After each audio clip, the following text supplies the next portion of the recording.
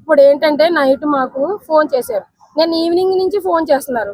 అయితే మేము morning sign చేస్తామంటే ఊరుకున్న వాళ్ళు నైట్ 10:30కి మాకు ఫోన్ చేసి సైన్ కంపల్సరీ చేయాలని అడిగారు.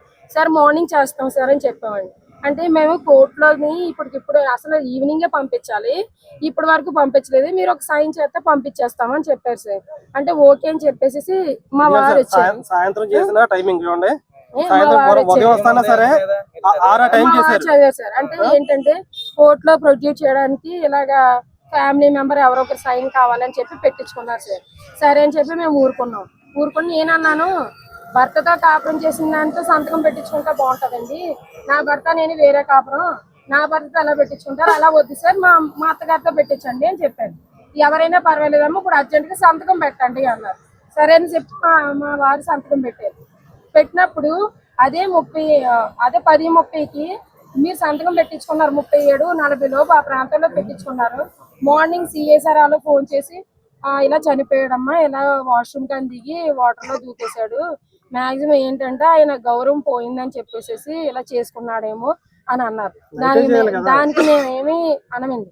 ఒక అమ్మాయిని పాడు చేశాడు, చావే అతను కరెక్ట్, బ్రతుకున్న మర్యాద ఉండదు ఎక్కడైనా, చచ్చిపోయాడు, మేము దానికి ఏం అనట్లేదు సార్. అదే టైం అయితే ఏ టైంలో చనిపోయాడని కనుక్కోమని చెప్పాను సార్.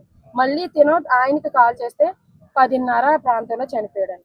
అయితే నేను అన్నాను, 10 నుంచి 10:30, 11 ప్రాంతంలో చనిపోతే మన దగ్గర 10:37 టయానికి వచ్చారు, మరి చచ్చిపోయాడనే చెప్పొచ్చు కదా, కోర్టుకి తీసుకెళ్లాలని ఎందుకు చెప్పారు అని నేను ఇప్పుడు అడుగుతున్నాను సార్. ఇప్పుడు ఏంటంటే మాకు సంబంధం లేదని కొట్టినా తిట్టినా వదిలేసాం, మా కళ్ళ ముందే కొట్టేసి చంపాడని చూసినప్పుడు మేము పట్టించుకోలేదు. ఇప్పుడు చచ్చిపోయినా మాకు సంబంధం లేదు సార్, మాతో ఎందుకు ఆ మాట అబద్ధం చెప్పారు అనేది మాకు కావాలి. కోర్టులో పంపించాలని చెప్పేసి తిరిగేసి మళ్ళీ చచ్చిపోయాడని అదే టైం చచ్చిపోవడం అంటే అది ఎలా అవుతుంది సార్? మార్నింగ్ చెప్పారు. అది నైటే చెప్పొచ్చు కదా సార్. నైటే చెప్తే డెత్ కి సంబంధించి లెటర్ రాస్తే దాని మీద మేమే పెడతాం కదా సంతకాలు, మరి కోర్టు అని ఎందుకు పెట్టాలి? అదే సార్ నాకు ఉన్న డౌట్. అది మాకు ఎక్కడ తెలీదు, మాకు చెప్పింది అయితే మాకు ఆ డౌట్ ఉంది. ఆ టైం నుంచి ఈ టైం లోపు అదేదో రాత్రే చెప్పొచ్చు కదా, మమ్మల్ని ఎందుకండి సంతకాలు పెట్టించుకుని అలా రోడ్లు అంటే లాగడం, ఆ మనిషే మాకు అవసరం లేదని వదిలేసాము. కట్టుకున్న భార్యతో పాటు